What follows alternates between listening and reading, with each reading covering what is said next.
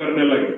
और हम लोग जब भारत आजाद हुआ तो वही मनुवादी सवर्णों ने एक साजिश किया और गांव गांव में दलितों के विष्णु पुराण बंटवा दिया, हनुमान चालीसा बंटवा दिया, और हम लोग जो है उस दिन से पूजा पाठ करने लगे। और आप देखिएगा कि भारत में जितना भी दलितों के गांव में मंदिर है वो सारा आजादी के बाद बना, क्योंकि आजादी के पहले इन लोगों को पूजा करने का अधिकार नहीं था। मंदिर में पकवान बन गया तो पकवान चढ़ाने का अधिकार नहीं था। तो जो आजादी के बाद जब मंदिर बना तो ये लोग तो साजिश से बनाए ना जी, कि हम तो बाबा साहब का तुम्हारे बाबा साहब का बना संविधान हम पढ़ रहे हैं, तुम हमारे जो ढोंगी मनु थे और तमाम जो लोग थे जो धर्म में बांध करके रखना चाहते थे उनके लिखे तुम कुरान पढ़ रहे हो, उनके लिखे तुम पुराण पढ़ रहे हो और उनके लिखे हनुमान चालीसा पढ़ रहे हो।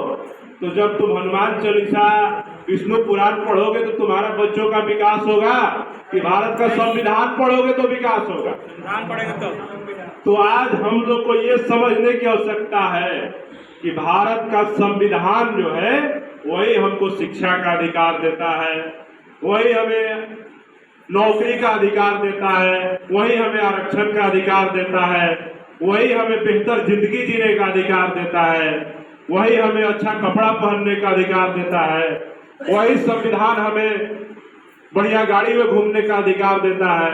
नहीं तो आप सुनते हैं ना किसी देश में भारत आजाद होने के बाद भी बुलेट पे चढ़ने के लिए दलित का हत्या कर दिया गया, सुनते हैं ना खबर। वहां पे न्याय दिलाने कौन जाता है? तो भीम आर्मी। भीम आर्मी किसका प्रयोग करके न्याय दिलाता है? संविधान का प्रयोग करके। तो जब भारत के आजाद होने के इतने वर्षों बाद भी जब संविधान लागू है तब यहाँ पे बुलेट पे चढ़ने के लिए हत्या हो रहा है, मूछ रखने के लिए हत्या हो रहा है। तो आज अगर हम सब लोग इकट्ठा होकर के अपनी समस्याओं का हल नहीं करेंगे तो आने वाले समय में हम लोग जैसे पहले गुलाम थे उसी प्रकार से गुलाम बने हुए रहेंगे और हम लोग का कोई देखने वाला नहीं रहेगा। आने वाले समय में धीरे धीरे इस संविधान के भी धीरे धीरे किसी किसी धारा को कमजोर कर दिया जाएगा, किसी आर्टिकल को बाहर निकाल दिया जाएगा। आप देख रहे हैं ना कि इस देश में वर्गीकरण उप वर्गीकरण करके कैसे इस देश की सरकार नरेंद्र मोदी जी कहते हैं कि हमारे रहते वर्गीकरण नहीं होगा, लेकिन उन्हीं की सरकार जब हरियाणा में आती है तो उनका उप मुख्यमंत्री जो है नायब सैनी घोषणा करता है जो कि जाति से पिछड़ी जाति का, कि हरियाणा में सबसे पहले वर्गीकरण आरक्षण में होगा। अब सोच लीजिए कि क्या हालात है देश।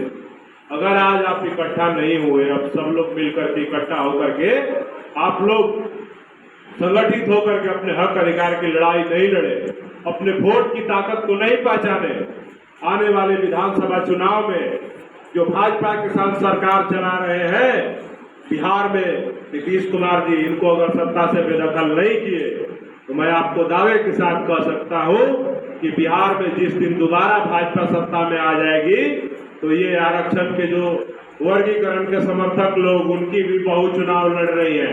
क्या बताइए आप लोग यहाँ कितने मौजूद लोग हैं, बताइए आरक्षण में वर्गीकरण होना चाहिए? नहीं होना चाहिए। लेकिन वो इमामगंज में एक वर्गीकरण के समर्थक जो है उनकी बहु लड़ रही है चुनाव, तो क्या वैसे प्रत्याशी को चुनाव जीतने देना चाहिए? नहीं जीतने देना चाहिए। तो आप लोग बताइए एड़ी चोटी का जोर लगाइएगा कि नहीं लगाइएगा? आज के बाद तो आप सब लोग यहाँ से जब जाइएगा तो फोन के माध्यम से और जैसे भी हो इमामगंज में जा करके बोलना है कि चाहे कुछ भी हो जाए दीपा माझी चुनाव नहीं जीतनी चाहिए, क्योंकि वो हमारे आरक्षण के बंटवारा करवाने की समर्थक है।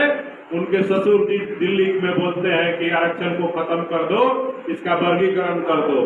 तो आप सब लोग, और एक बात, जिला का समीक्षा बैठक था, समीक्षा पे तो किसी ने कोई बात नहीं की, सब लोग मिशन मूवमेंट विचारधारा की बात करते रहे।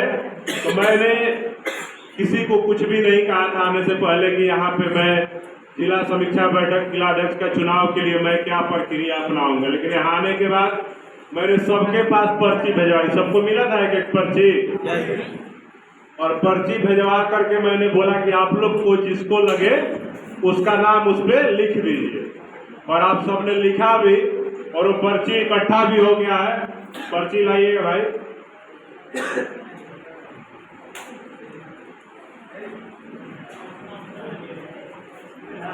तो पर्ची पे आप सबने नाम भी लिखा है। हम तो पर्ची जामे नहीं किए थे। नहीं डाले हैं? चलिए, ऐसे करीब करीब लोगों को मिल गया था। कुछ केवल लोग 3 को पर्ची बना कर डाल दिया है। तो गया जिला की भीम आर्मी की कमेटी जो है भंग थी। जिला की